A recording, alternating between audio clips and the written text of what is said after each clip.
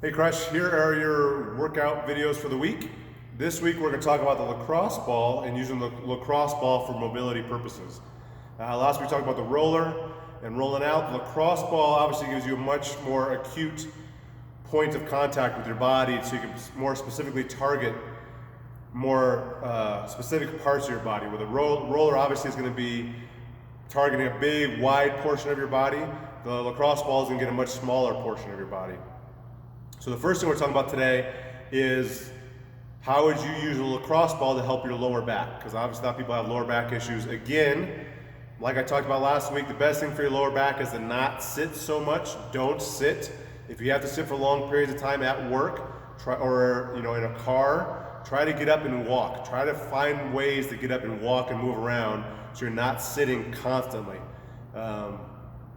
Myself, I used to be at a desk job, sat a lot. I used to have a lot more back issues in the last year and a half where I have not been working, where I've not been sitting at a desk 8 hours a day. My back issues have almost gone away simply by not sitting.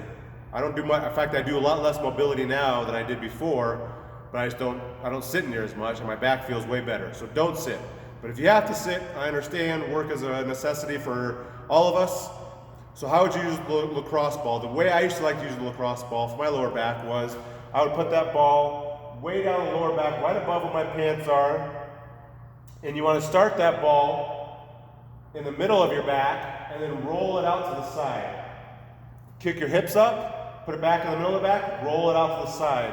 So you're starting this lacrosse ball on one side of your spine, and then you're going to roll it out to the side of your body, kick your hips up so you're not rolling the ball back, reposition the ball in your spine and roll it back out. Up, roll it out.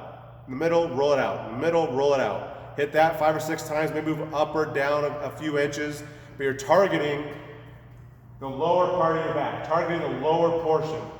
We're not hitting the upper portion yet, we're targeting the lower portion. So hit that 5, 7, 10 times, move it up and down a little bit, go to the other side, hit that several times, same thing.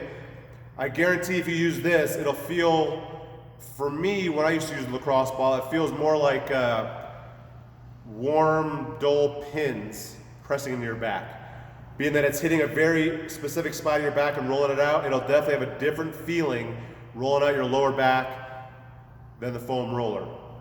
You want to put a lot of your body weight on there. You want to try to relax on it. You don't have to worry about, last week I talked about bending your back, and this is a bad position.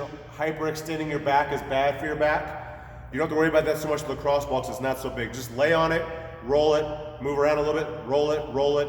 Again, I try to always move to the outside of my back just to roll it out. That's how you do the lacrosse ball. If you want me to show you in class sometime or help you, always feel free to ask. I'm always willing to help, give you some suggestions for mobility to help with your back, your legs, your arms, whatever. Always ask. I'm always here to help.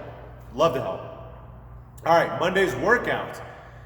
The goal of today's workout is to smoke your quads, and I think it'll achieve that.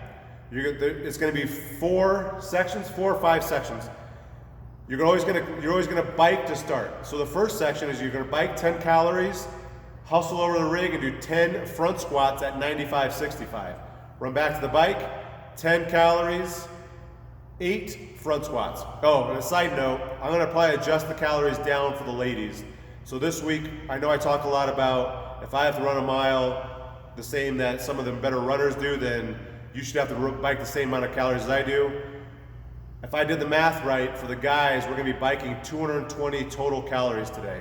I think for most of the ladies, 220 total calories would take you close to 30 or 40 minutes. So we're gonna take it down. But as for now, it's 10 calories on the bike, 10 front squats. 10 calories, 8 front squats. 10, 6, 10, 4, 10, 2.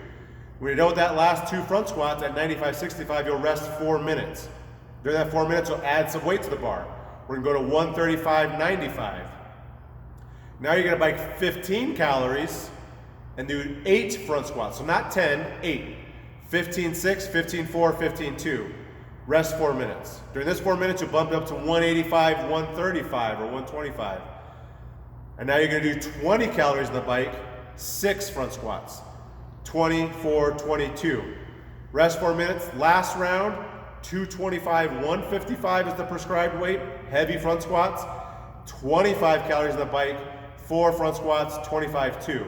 So each round, the calories on the bike goes up, the number of reps on the squats comes down, but the weight on the front squats also goes up.